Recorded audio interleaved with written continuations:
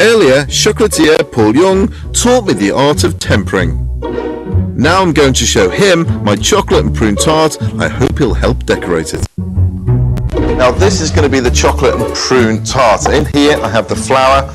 Because it's chocolate, I'm adding cocoa powder to that, straight in there. Again, it's beautiful. This will impart huge flavour and colour to the tart itself. Add icing sugar, an egg yolk, lemon juice and some butter. So while I'm crumbing this down, Paul, what have you decided to put on the top?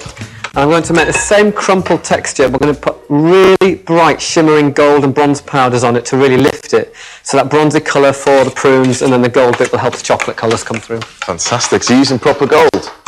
It has got some powdered gold in there, yeah, with edible pigment. So it will be really sparkly. That's the sort of cake I grew up with, actually. With real gold on it? Yeah, all the time, out every Sunday. Right. Mum used to lose the ring all the time. Especially in puddings, you never see it. Oh dear. Paul's gold trick is simple but effective. Sprinkle pigmented powder straight onto the acetate before pouring on the chocolate and it'll coat just one side. Okay, so what I'm doing here is crumbing down the dry mixture with the butter, turn it into breadcrumbs again, then add water and mix until it binds together. See how dark it actually becomes? It gets even darker with the liquid because the cocoa powder is beginning to melt. Beautiful pastry. Now once you've got your pastry like that, work it for a bit so it doesn't break too easily and then pop it in the fridge just to chill down for 10 minutes. Bring it out, leave it to come back to room temperature for about 5-10 minutes till it's nice and soft. Roll it out and line your tart shell. Now when you've lined your tart shell, it looks like this, but what you must do is overlap the sides. Then bake it off. But you need baking beans, the paper underneath, and it takes about 20 minutes at around 180 degrees. Bring it out and then trim it with a knife all the way around, nice and carefully. Okay, that's your base done. Now the filling, what I've got in here, I feel like a chocolate guy now. This is a basic ganache. So what you do is you warm the cream through, drop your chocolate into the cream, and then slowly just carry on stirring it and it'll begin to melt. Don't try and rush it. As Paul said, you'll have a problem with your chocolate. Well, it could split if you do it too quick, or it could bake and go really grainy. Yeah. It could overcook. Absolutely. So what I'm going to do to add to this, now that you've got a ganache, this is the unusual bit. In a separate bowl, put mascarpone, 2 eggs, and whisk. Have you heard of this sort of tart before, Paul? Do you know what? I haven't made a prune tart. It was prune and armagnac for about 10 years. And I absolutely love prunes, but I've never made it with chocolate. So I can't. You're a chocolate man. I know. You made it with chocolate. I don't know why, so I'm looking forward to it. It is fantastic. Now that needs to be incorporated into the chocolate. Start off with a little bit first. You don't overwhelm the chocolate. And then add the remaining mixture of the mascarpone and egg. Again, mix that up. Look at the colour of me working with chocolate. It's everywhere. It's unbelievable. It's a nice rich tart. So what we've basically got is the mixture, the filling to go inside the tart. Now that gets poured in. This is going to be very chocolatey. But it's really wintry, isn't it? It's nice. It is. It is a very, very much a winter dish. Add the chopped prunes that have been soaked in boiling water, vanilla and brandy. Smell that. Oh, it's gorgeous. It smells like a really rich sherry. Yeah, I've actually used brandy in this. Gorgeous. So what you do then with the prunes is then spread them all over the top.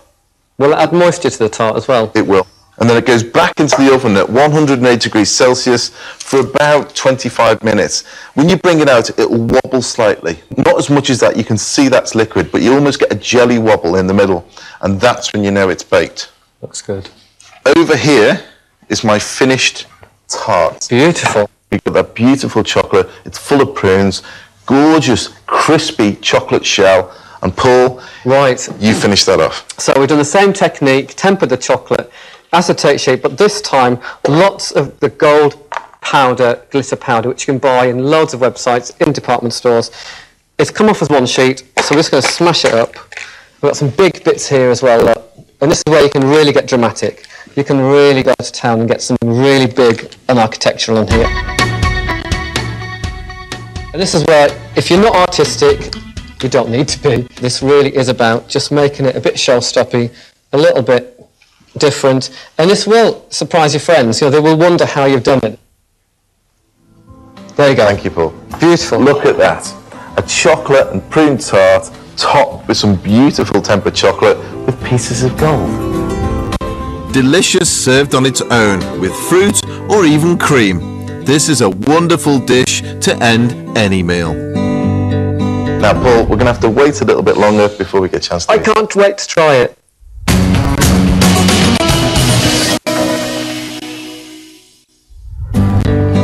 It's time for my guests who have helped me create these recipes to join me in eating them. Thanks guys for being so patient today, and thank you for bringing all your ingredients and expertise. I suppose we better start with the cheese and onion. We should. Yeah, that's gorgeous. Yeah, it does sound very, very good. My cheese, onion and potato pie, thanks to Ian, Rob and Alistair who provided the cheddar. My lemon and lavender posset with ingredients fresh from Lucia's garden.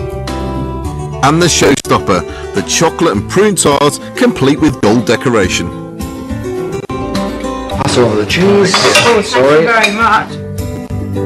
I love the softness of it. It's like sinking into a duvet or something. It's so soft. Taste is staying there as well. It's not sort of biting into it and just disappearing. It's really sort of keeping the taste there. The main course is a hit. Now the desserts. This will hit your taste buds something wrong. When you get into that lemon pasta, the lemon will get you. The lavender will hit it as well. And there's also a little biscuit there as well. Yes. And actually the best thing is to do, get some of the posset, put it on top of the biscuit. That's the perfect amount of lavender for me. I don't like it too strong. Personally, I think with the biscuit and the posset together, it works. For me, it works. What do you think? Me, it's like being in a boxing match. The powers just pack a punch and they're fighting each other. It's very exciting. That's what I'd say. Do you like it, Ian? It's very interesting. You cheeky monkey! Are you telling me you don't like that? No. That's the last time you come into my house, Ian. I was going to say stay for dinner. It's not going to happen now, mate. Do you like it, Rob? Yes. I love you, Rob. Yes, I do. It's delicious. It's fantastic. And finally, my chocolate and prune tart, topped with Paul's tempered golden chocolate. That's a chocolate cake. That's like an aristocrat. Absolutely. The ones I've been eating before have been working class chocolate cakes. Yeah. All of a sudden the aristocrat pops up here. Whoa, hang on a minute, what's this? Do you know what I love about it? It's not sugary at all. It's not. It's a very sophisticated adult taste. But prunes absolutely infused through all of the chocolate. Yeah. Incredible. Do you like that one, Lucia? Do you like this? It's got a wonderful kick that chocolate gives you as well. Absolutely lovely and complex as well. What do you think of the chocolate cake? It's very nice to eat something that's not too sweet. So you like that? Yeah. I love you, Ian. Just wanted to know that. Rob, do you like that chocolate cake? Yes, very much so. And you're welcome back again. Alistair? I like that. I'm glad you enjoy it. Thank you. But you guys, thank you for coming down. Have you enjoyed your stay? I have. I've enjoyed it very much. Yep. You're going to take all this home with you. You're not leaving this table until you It's your cheese.